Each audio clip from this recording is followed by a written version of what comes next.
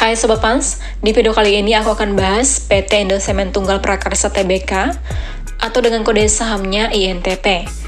INTP didirikan pada tahun 1985 dan bergerak di industri semen portal dan ready mix concrete atau beton siap pakai. Brand mereka sangat populer di masyarakat, terutama semen 3 roda yang sudah puluhan tahun menjadi salah satu brand paling terpercaya di pasar. Nah, selain 3 roda, mereka juga memproduksi semen Raja Wali dan Duracam untuk segmen pasar tertentu. Kemudian dari sisi kepemilikan, perusahaan ini dikendalikan oleh Heidelberg Material AG yang merupakan perusahaan bahan bangunan global yang berasal dari Jerman dengan kepemilikan 53,4%. Sisanya dimiliki oleh publik sebesar 40,5%. Kemudian Treasury 5,86% dan Warkad Scrip sekitar 0,24%. Nah, sekarang kita masuk ke statistik saham dan kondisi pasar di tahun 2025.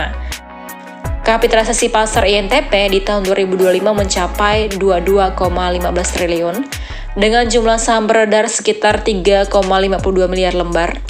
Kemudian dalam setahun terakhir, harga saham bergerak dalam rentang yang tertinggi di 7.950,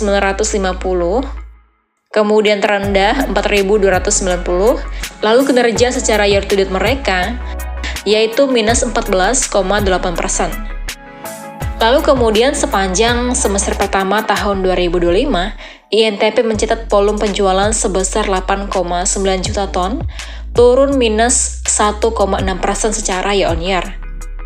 Namun meskipun turun, angka ini relatif lebih baik dibandingkan industri secara keseluruhan yang turun minus 3,3% secara year on year. Nah, apa penyebab penurunan penjualan? Yang pertama, kondisi ekonomi yang melambat akibat pemangkasan belanja infrastruktur, kemudian curah hujan tinggi yang menghambat aktivitas pembangunan, serta persaingan yang semakin ketat, terutama di Jawa Barat dan Jawa Tengah, yang mendorong beberapa produksi usaha menurunkan harga untuk mempertahankan volume mereka.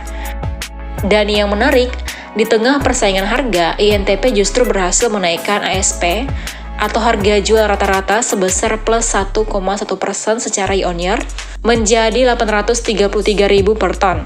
Nah, padahal pesaing justru mengalami penurunan ASP hingga minus 4,6% secara year on year, terutama di semen curah atau bulk. Oke, sekarang kita lihat bagaimana kondisi industri semen di Indonesia. Nah, tahun 2025 menjadi tahun yang penuh tekanan bagi industri semen nasional. Ada beberapa penyebab utamanya. Yang pertama, pemangkasan anggaran infrastruktur. Dalam APBN 2025, belanja infrastruktur dipotong cukup signifikan sehingga permintaan semen dari proyek pemerintah itu menurun. Lalu, oversupply yang kronis. Kapasitas industri semen nasional mencapai lebih dari 120 juta ton per tahun. Namun demand nyata hanya sekitar 60-70 juta ton. Nah, ini membuat kompetisi harga makin bersaing tentunya. Lalu kemudian banyak hari libur dan juga cuaca ekstrim. Dan yang terakhir, ketidakpastian politik. Unjuk rasa pada Agustus tahun 2025 menyebabkan hari kerja berkurang dan distribusi tentunya juga pasti terganggu. Lalu kemudian EBITDA mereka naik plus 1,3% secara year on year, sementara kompetitor jatuh ke minus 27,3%. Lalu kemudian strategi apa nih yang INTP lakukan untuk menuju tahun 2026? Nah, untuk tetap bertahan di tengah kondisi pasar yang berat, INTP mengandalkan strategi efisiensi. Yang pertama, efisiensi biaya operasional dan logistik. Transportasi menjadi salah satu biaya terbesar dalam distribusi semen. Nah, disinilah langkah INTP terus mengoptimalkan jaringan distribusi dan peningkatan penggunaan teknologi. Kemudian penggunaan bahan bakar alternatif atau RDF. INTP memanfaatkan RDF dari sampah Bantar Gebang untuk menggantikan batu bara dalam proses pembakaran. Nah, penggunaan RDF saat ini yaitu 27,7% dari total energi. Kemudian target di tahun 2030 mencapai 42%. Lalu kemudian dampak finansial mereka yaitu biaya pembakaran sudah turun 6% secara year on year.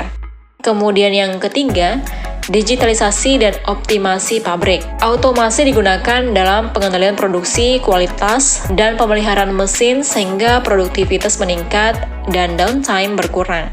INTP menilai bahwa efisiensi biaya adalah strategi paling realistis saat permintaan belum pulih. Kemudian kalau kita intip juga nih dari program pemerintah. Pemerintah memiliki target ambisius membangun 3 juta rumah di tahun 2026. Namun ada masalah besar dalam pendanaan. Pagu indikatif kementerian atau PKP hanya 1,8 triliun, padahal kebutuhan anggaran mencapai 49,8 triliun. Alokasi terbesar adalah BSPS sebesar 45,5 triliun, diikuti pembangunan rusun, rusus, PSU, perumahan umum, sanitasi, dan juga manajemen kegiatan. Dengan keterbatasan anggaran ini, kementerian memperkirakan bahwa dengan dana 49,8 triliun pun baru bisa membangun sekitar 5.000 unit hunian, yang tentunya sangat jauh dari target 3 juta rumah.